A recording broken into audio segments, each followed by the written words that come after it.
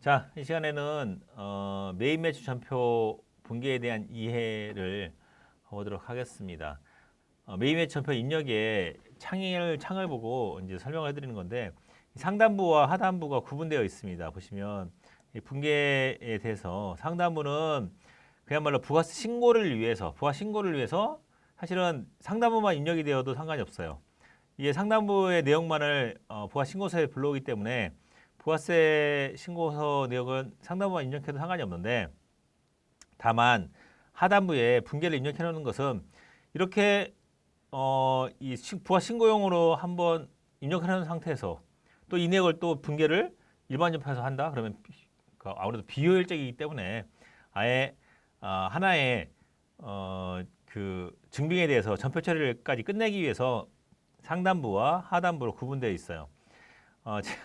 제가 얼마 전에 뭐 그 회원님께서 그 서울지방세무사에 찾아오셔가지고 그 하단부가 분계가 입력이 안 된다고 찾아오셔서 질의하셨다는데 이게 분계 유형을 입력해 주지 않으셔서 그래요. 여러분들이 이제 보려면은 프로그램에서 항상 이게 이 좌측 하단에 밑에 있는 내역을 보셔야 돼요. 그럼 거기에 팁이 써 있어요. 이게 팁이 여기 하단부에 팁에 그런 내용이 있어요. 그래서 보시면 어디를 커서하든 간에 이 보시면 커서 여기든 유형 같은 경우에는 유형을 입력하세요. 이런 식으로 뭐 일자 같으면 일자를 입력하세요. 공과액은 공과액을 입력하세요. 이런 식으로 공업처명은 뭐 공업처 어떻게 하세요. 이렇게 써 있듯이 분계를 위해서도 마찬가지로 분계가 가면은 분계에서 분계 유형은 0번은 분계 없음. 그러니까 아예 처음부터 하나도 없는 상태 입력하려면은 여기가 0 그러니까 표시가 아무것도 안 돼요. 그러니까 없어진 상태니까 분계 아래 하단부로 넘어가지 않는 거예요. 그러니까 여기서 분계가 있다면 현금 분계할 거다라고 한다면 1번 현금을, 2번 외상이다 그러면 외상을. 그러니까 여기 하는 거에 대한 내역은 여기 하단부에 있다는 거 보여드리는 거예요. 여기 이렇게 여기 참조하셔가지고 혼합은 내가 차변 대변 내가 입력해서 하겠다. 카드는 카드로 해서 카드로 매입 카드 회사를 선정해서 뭐 미수금이나 뭐 미지금 하겠다 이런 식의 분계가 추가로 들어간다는 거예요. 추가라는 것은 이제 환경 설정에서 내가 이거 외에 분계 없거나 현금이나 외상이나 혼합이나 카드 외에 다른 것에 대한 매출이 있을 수 있잖아요. 분계가 그것은 환경 설정에서 내가 추가로 해놓고 그 추가로 분계를 하고자 할 때는 사용하시면 되겠습니다. 그러니까 항상 하단부를 보시면서 참고하시라는 거예요. 그래서 상단부는 부가 신고용으로 있는 거고 하단부는 이 분계를 위해서 있는 거니까 구분하셔서 제가 설명해 드린 것처럼 상단부와 하단부를 구분해서 보시면 되겠습니다. 이 세무사랑 프로가 이게 업그레이드 되면서 세무사랑 프로 버전 2로 업데이트 되면서 이 화면이 좀 넓어졌어요. 근데 거기에 반해서 글씨 크기는 물론 글씨 크기도 이제 조절할 수 있습니다만 그렇다고 이제 글씨 크기를 그대로 놓게 되면은 이렇게 화면을 캡처했더니 이게 작아져요. 근데 그렇다고 글씨를 키우자니 그렇고 해서 캡처해둔 화면이 글씨가 좀 다소 적을 수 있는데 내용을 이해하는 데는 지장이 없으니까 이게 상단부와 하단부가 구분되어 있다라고 보시면 되겠습니다. 자, 부가세 신고서와 연관 관계는 이 과표 명세가 있는데 여기 보시면 어디냐면은 방금 전에 봤듯이 예를 들어 이제 부가세 작성해서 해놓은 거 보시면 여기 이 과표 상단부의 과표 명세에서 이 부분이에요. 이 부분 과표준 명세 29, 28, 29, 30, 뭐 31, 30이 돼 있는 부분이에요. 이 부분에 있는 내역이 27, 28, 29, 30, 31 돼 있잖아요.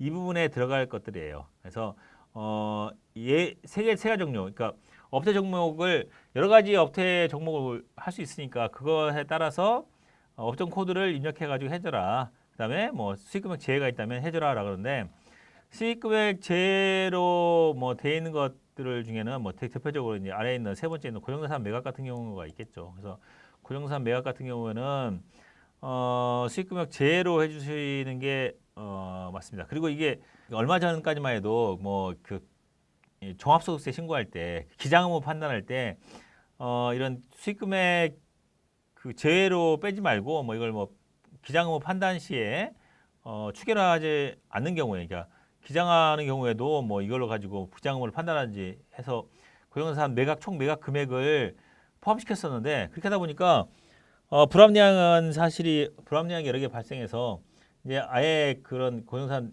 유형자산에 대한 매각 대금은 이 과세이용 판정에서 제외하도록 하다 보니까 이 수익금액 제외로 빼주는 게 보다도 합리적일 수가 있어요. 그래서 이제 예전에는 뭐 다시 더해서 하라고 했었는데 빼서 하시면 더 합리적일 수 있으니까 그때그때마다 판단해서 하시면 되겠습니다. 근데 이제 이 여기 이제 고정산 매각이 이 수익금액 제외로 빠져 있는데 그 내역이 이제 참고 사항에 보시면 개인의 복식부기 의무자의 사업용 유형자산 처분 금액에 대한 내역을 방금 전에 말씀드린 내역이 설명드린 거예요. 수익금액에 의해서 미포함한다. 그래서 따라서 2020년 기속 부가세 신고분부터는 모든 사업자의 사업용 유형자산 처분 금액을 수익금액 제외로 신고해야 한다는 거예요. 그러니까 그 전에는 이게 애시당초에는 뺐었는데 이 사업용 유형자산의 처분을 사실 개인 사업자는 사업용 유형자산 처분이 원래 의미가 없었어요. 그냥 제거해버리면 됐었으니까. 근데 이 사업용 유형자산의 처분을 중시하기 시작하면서 갑자기 이거를 수익금액 제외로 빼면 안 된다고 했다가 2020년도에는 이제 입장을 바꿔가지고 여기 보시면 2020년 2월 10일 날 소득세법 시행령이 개정되면서 포함시키라고 그러니까 수익금액 제외로 빼지 말고 포함시키라고 수익금액 제외로 빼라고 포함시키는 게 아니라 포함시켜서 이제 이 기장물을 판단하는 게 불합리해서 빼라고 되는 거죠. 그러니까 어떤 회사는 뭐 매출이 뭐 거의 안 나왔는데 갑자기 고정자산 회사가 힘들다 보니까 회사의 고정자산을 그 좀 큰 거죠. 큰 걸 매각했더니 갑자기 성실신고 사업자가 돼버리는 거예요. 그러면 사실은 성실신고 사업자는 성실하게 하라는 의미에서 그러니까 내역이 복잡할 것 같아서 하라는 의미지만 되게 회사가 힘들어가지고 고정산 팔아가지고 했더니 성실신고 사업자가 됐다. 불합리하잖아요. 그런 경우 때문에 이 사업용 유형자산의 처분 금액을 수익금액 제외로 뼈로 빼서 신고하라고 되어 있으니까 참고하시기 바랍니다. 이거 반드시 보시고 하시면 되겠습니다.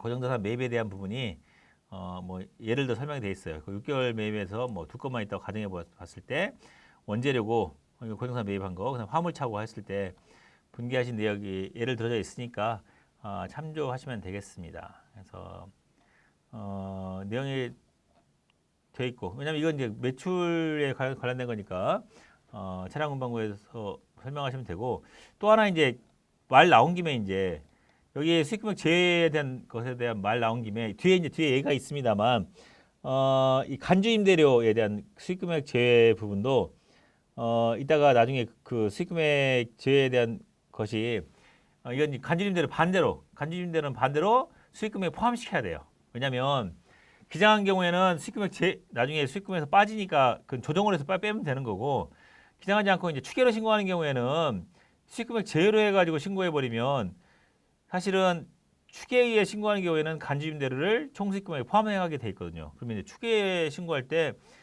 수익금액 제외로 부가세 신고해 버리면 이 간주임대료 부분이 수익금액에 제외되는 효과가 발생해서 그게 또 불합리하니까 간주임대료 같은 경우에는 반드시 수익금액 제외로 빼지 말고 포함시켜야 되는 거고 여기 있는 사업용 유형자산은 반대로 수익금액 제외로 빼야 되는 거고 그래서 참고하시면 되겠습니다. 고정자산 매입 부분은 뭐 간단한 거니까 여러분들이 한번 입력해 보시면 되겠습니다. 또 하다가 이제 또 넘어가니까 또 이어서 하도록 하겠습니다.